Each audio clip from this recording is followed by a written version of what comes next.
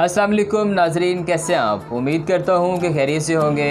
मैं हकीम आबिद उस्मान आपको अपने YouTube चैनल आबिद दवाखाना में खुशामदीद कहता हूँ। आज मैं आपको इस वीडियो में बताऊँगा कि ऐनक से निजात कैसे हासिल की जा सकती है, उसकी अलामात और उसका अज्जा नोट कराऊँगा नुस्खे के।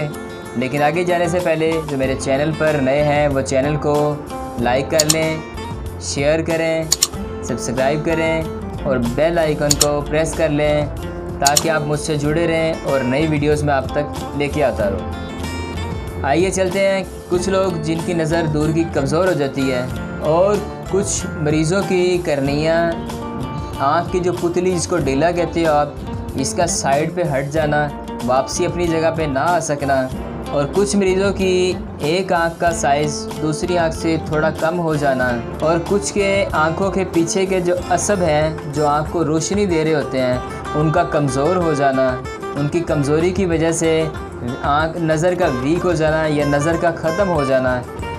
इस वीडियो में मैं आज आपको इन तमाम अलामात का इलाज बताऊँगा। अज्जा नोट कर लें। 4 बकरे के मगज़, देसी घी 1 पाव, शहद 1 पाव, शहद लेकिन खालिस लें, छोटा शहद मिल जाए तो बहुत अच्छा है।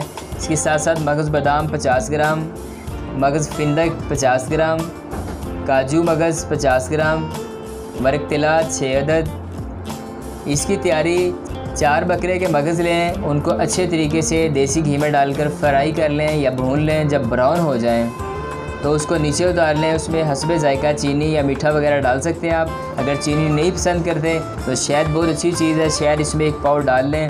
शहद 1 पाव इसमें डल जाएगा तो मीठा भी हो जाएगा और इसकी ताकत भरपूर हो जाएगी। इसके साथ साथ बाकी जो चीज़ें हैं उनको अच्छे तरीके से कूट के इसमें शामिल कर दें और वर्क तिला एंड में सबसे आखिर में आके इसमें शामिल करें। चम्मच से मिक्स कर लें।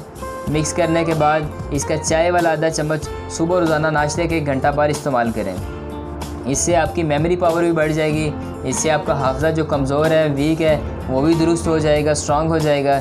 इसके साथ साथ जिनको यूरिक एसिड का प्रॉब्लम बनता है, जिन पेशेंट्स को, उनके लिए ये थोड़ा यूरिक एसिड को बढ़ाएगा। इसलिए उनको चाहिए कि इसकी साथ साथ को मुआवनत के तौर पे यूरिक एसिड को कम करने वाली कोई मेडिसिन इसके साथ इस्तेमाल करते रहें।